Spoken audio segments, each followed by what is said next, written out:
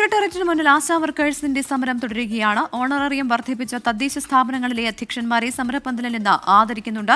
30 തദ്ദേശ സ്ഥാപനങ്ങളിലെ അധ്യക്ഷന്മാരെയാണ് ചടങ്ങിലേക്ക് ക്ഷണിച്ചിട്ടുള്ളത്. മേഘന മുരളിയാണ് ചേരുന്നത് തിരുവനന്തപുരത്ത് നിന്ന് വിവരങ്ങളുമായി. മേഘന, ഗുഡ് മോർണിംഗ്. എന്തായാലും ഈ ആശാ വർക്കേഴ്സിനെ സംബന്ധിച്ചിടത്തോളം അവർക്ക് അനുകൂലമായി അവർ എത്രയോ ദിവസങ്ങളായി സമരം ചെയ്യുകയാണ്. അപ്പോൾ അവർക്ക് അനുകൂലമായ ഏത് നീക്കത്തെയും അവർ വളരെ സന്തോഷത്തോടെ തന്നെ സ്വാഗതം ചെയ്യും. അപ്പോൾ ഈ രീതിയിൽ അവർക്ക് അനുകൂലമായ നടപടികൾ നടപ്പാക്കിയ അവരെ തദ്ദേശ സ്ഥാപനങ്ങളിലെ ആളുകളെയാണ് ആദരിക്കുന്നത്. ഏത് രീതിയിലാണ് ഈ ആദര ചടങ്ങൊക്കെ ഒരുക്കിയിട്ടുള്ളത്? വിവരങ്ങൾ പറയും.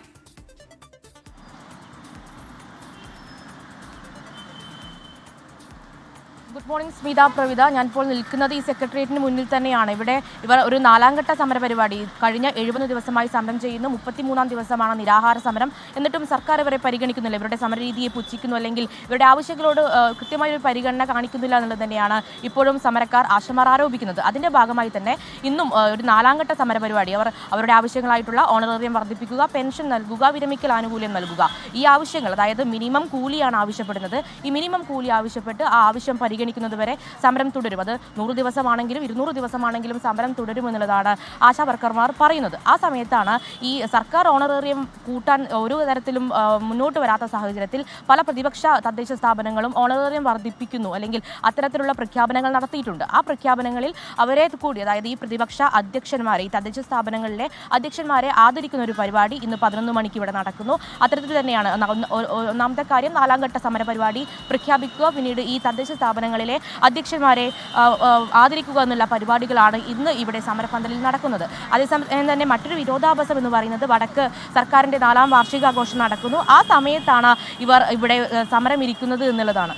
ചേച്ചി, ഒരു ഭാഗത്ത് സർക്കാരിൻ്റെ 4ാം വാർഷികാഘോഷമാണ്, ഇവിടെ നിങ്ങൾ 4ാം ഘട്ട സമരപരിപാടി പ്രഖ്യാപിക്കുന്നു, അങ്ങനെയല്ലേ? അതെ, ഇവിടെ ഇന്ന് 4ാം ഘട്ട സമരപരിപാടി പ്രഖ്യാപിക്കുകയാണ്.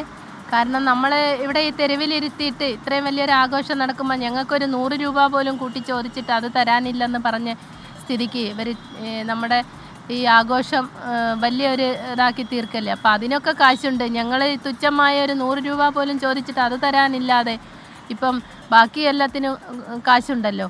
അപ്പോൾ അത് ഞങ്ങൾക്ക് വലിയൊരു സങ്കടം തന്നെയാണ്. സർക്കാരിനോട് എന്താ പറയാനുള്ളത് ചേച്ചി?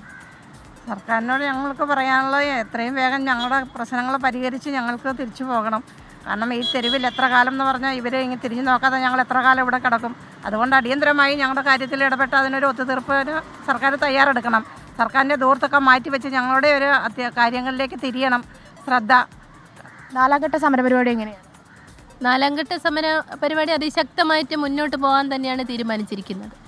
അങ്ങനെ തന്നെയാണ്, അതായത് ഇവർ അതിശക്തമായി തന്നെ സമരവുമായി മുന്നോട്ട് പോകുമെന്നുള്ള പ്രഖ്യാപനത്തിലാണ്. അതേസമയം അങ്ങ് വടക്ക് സർക്കാരിൻ്റെ വാർഷികാഘോഷം നടക്കുന്നു, അതിൽ സർക്കാരിൻ്റെ ദൂർത്തടക്കമുണ്ട് എന്നുള്ള വലിയ ആരോപണങ്ങൾ കൂടി ആശാ വർക്കർമാർ ഉന്നയിക്കുന്നുണ്ട്. അങ്ങനെ ഇന്ന് 11 മണിക്ക് ഇവിടെ സമരപന്തലിൽ പ്രതിപക്ഷ തദ്ദേശ സ്ഥാപനങ്ങൾ, BJPയും കോൺഗ്രസും അടക്കമുള്ള പല പ്രതിപക്ഷ തദ്ദേശ സ്ഥാപനങ്ങളും ഇവർക്ക് ഓണറേറിയം ബജറ്റിൽ പ്രത്യേക തുക വിലയിരുത്തിക്കൊണ്ട് ഓണറേറിയം വർദ്ധിപ്പിക്കാമെന്നുള്ളൊരു പ്രഖ്യാപനം നടത്തിയിട്ടുണ്ട്. ആ അധ്യക്ഷന്മാരെ 30ഓളം അധ്യക്ഷന്മാരെ ആദരിക്കുന്ന ഒരു പരിപാടി ഇന്ന് 11 മണിക്ക് നടക്കുന്നു. അതുപോലെ തന്നെ 4ാം ഘട്ട സമരപ്രഖ്യാപനവും ഇന്ന് ഇവിടെ ഉണ്ടാകും, സമരപന്തലിൽ ഉണ്ടാകുമെന്നുള്ളതാണ് ആശാ വർക്കർമാർ അറിയിച്ചിരിക്കുന്നത്. ശരി, മേഘന മുരളിയാണ് വിവരങ്ങൾ നൽകിയത്.